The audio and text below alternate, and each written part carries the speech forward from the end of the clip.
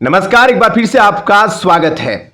राहुल गांधी के खिलाफ दायर केस में टली सुनवाई, अवकाश पर रहे एमपी एमएलए की विशेष कोर्ट के मजिस्ट्रेट। गृह मंत्री अमित शाह के खिलाफ आपत्तिजनक टिप्पणी करने के मामले में लोकसभा में नेता प्रतिपक्ष राहुल गांधी के खिलाफ दायर मानहानि केस में सोमवार को सुनवाई नहीं हो पाई।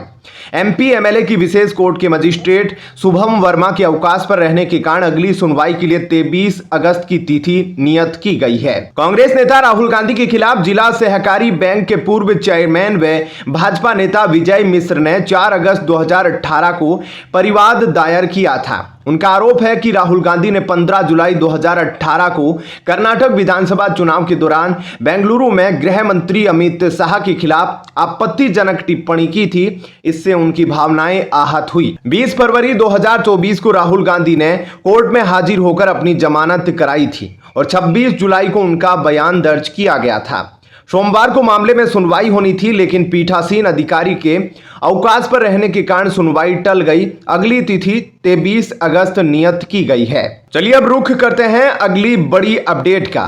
मराठा आरक्षण के खिलाफ नहीं कांग्रेस, महाराष्ट्र कांग्रेस अध्यक्ष का बयान। मुंबई कांग्रेस प्रमुख और सांसद वर्षा गायकवाड़ का कहना है कि कांग्रेस मराठा आरक्षण के खिलाफ नहीं है। उन्होंने कहा कि राहुल गांधी ने पहले ही पार्टी का रुख साफ कर दिया है। उनका कहना है कि विपक्ष के नेता ने संसद में भी जाति जनगणना की मांग रखी है, लेकिन सत्ता में बैठे लोगों ने संसद में उनकी ही जाति पर सवाल खड़े कर दिए।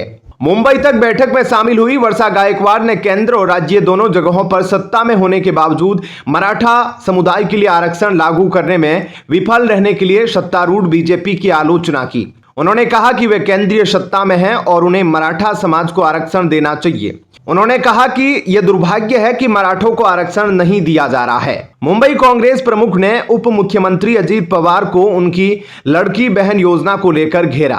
उन्होंने कहा कि आपकी खुद की नीतियों ने ही आपकी पत्नी को अपनी बहन के खिलाफ खड़ा कर दिया है। साथ ही कहा, क्या अपनी पत्नी को अपनी बहन के खिलाफ खड़ा करना आपकी नीति है? महायुति ने कहा कि लोकसभा खत्म होने के बाद उन्हें लाडली बहना योजना याद आ गई। इसके अलावा उन्होंने सुझाव दिया कि वंचित बहुजन अघाड़ी के नेता प्रकाश अंबेडकर को बेहतर राजनीतिक स्थिति और समर्थन के लिए महाविकास अघाड़ी गठबंधन में शामिल होने पर विचार करना चाहिए। साथ ही कहा, हम प्रकाश अंबेडकर से अनुरोध करेंगे कि वे गठबंधन में शामिल हो और यह कि हमने लोकसभा में सीट शेयरिंग पर बात करने की कोशिश की है। वर्षा गायकवाड़ ने कहा, अगर वे प्रकाश अंबेडकर हमें सपोर्ट करते हैं तो आज वे सांसद होते। उन्होंने कहा कि अगर ऐसा होता तो उनकी पार्टी के 3 नेता सांसद बन सकते थे। कांग्रेस प्रदेश अध्यक्ष गायकवाड़ ने अपील की कि अगर अंबेडकर का राजनीतिक संघर्ष प्रधानमंत्री मोदी के खिलाफ है तो उन्हें विधानसभा में विपक्ष की ताकत बढ़ाने के लिए महाविकास अघाड़ी के साथ गठबंधन करना चाहिए। चलिए अब जानते हैं अगली बड़ी खबर। यूपी में उपचुनाव के तहत कांग्रेस ने सभी 10 सीटों पर बनाए प्रभारी। राहुल को छोड़ बाकी सभी सांसदों को दी गई जिम्मेदारी। यूपी में होने वाले उपचुनावों के लिए कांग्रेस ने सभी 10 सीटों के लिए प्रभारी घोषित कर दिए हैं। यूपी से कांग्रेस के 6 सांसदों ने राहुल गांधी को छोड़कर बाकी 5 सांसदों को किसी न किसी सीट पर प्रभारी बनाया है। अमेठी से सांसद KL शर्मा को कानपुर की सीसामऊ सीट का प्रभारी बनाया गया है।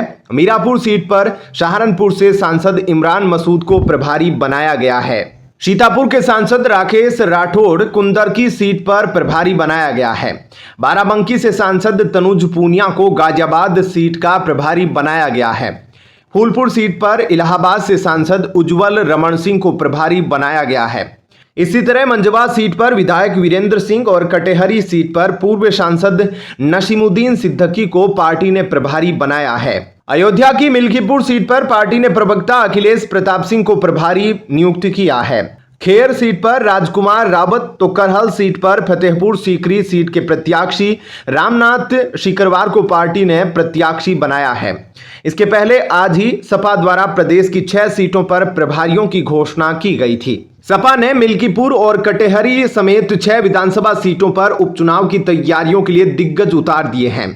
कटेहरी अंबेडकर नगर में पार्टी महासचिव शिवपाल सिंह यादव और मिल्कीपुर अयोध्या में सांसद अवधेश प्रसाद व विधान परिषद में नेता प्रतिपक्ष लाल बिहारी यादव को प्रभारी नियुक्त किया गया है। यहां बता दें कि इन दोनों ही सीटों पर भाजपा की ओर से खुद सीएम योगी आदित्यनाथ कमान संभाले हुए हैं। मंझवा मिर्जापुर सीट की जिम्मेदारी सांसद वीरेंद्र सिंह और करहल मैनपुरी की जिम्मेदारी पूर्व मंत्री चंद्रदेव यादव को दी गई है। फूलपुर सीट के लिए विधायक व पूर्व मंत्री इंद्रजीत सरोज व सीसामऊ कानपुर नगर के लिए विधायक राजेंद्र कुमार को प्रभारी नामित किया गया है। सपा अध्यक्ष अखिलेश यादव ने इन प्रभारियों को बूथ स्तर पर सांगठनिक ढांचे को मजबूत करने के लिए कहा है। चलिए अब रुख करते हैं अगली बड़ी खबर का। मध्य प्रदेश में कॉलेजों में पढ़ाई जाएगी आरएसएस पदाधिकारियों द्वारा लिखी किताबें, कांग्रेस ने जताई आपत्ति। मध्य प्रदेश के शासकीय और प्राइवेट कॉलेजों में कोर्स से जुड़ी किताबों को लेकर विवाद खड़ा हो गया है। कुछ किताबों के लेखक आरएसएस से जुड़े हुए बड़े नाम हैं, जिसे लेकर कांग्रेस ने आपत्ति उठाई है। दरअसल उच्च शिक्षा विभाग ने सभी सरकारी और निजी कॉलेजों के संचालकों को आदेश देते हुए लिखा है कि राष्ट्रीय शिक्षा नीति 2020 के परिप्रेक्ष्य में स्नातक स्तर के पाठ्यक्रमों के माध्यम से विद्यार्थियों को भारतीय ज्ञान परंपरा से परिचित कराने के लिए सभी कॉलेजों में भारतीय ज्ञान परंपरा प्रकोष्ठ का गठन तथा गतिविधियों के संचालन के संबंध में निर्देश जारी किए गए हैं।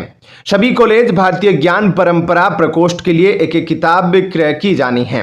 किताबों की सूची पत्र के साथ संलग्न की जा रही है।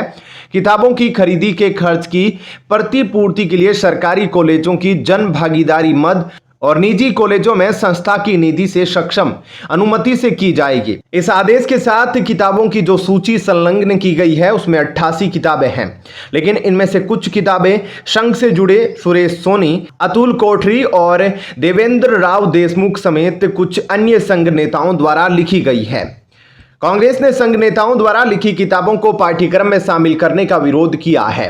पूर्व विधायक कुणाल चौधरी ने आरोप लगाया कि बीजेपी शासित सरकार संघ की घृणा और नफरत के एजेंडे को पाठ्यक्रमों में शामिल करवाना चाहती है, लेकिन कांग्रेस ऐसा नहीं होने देगी और जरूरत पड़ने पर इस मामले को लेकर कांग्रेस कोर्ट भी जा सकती है।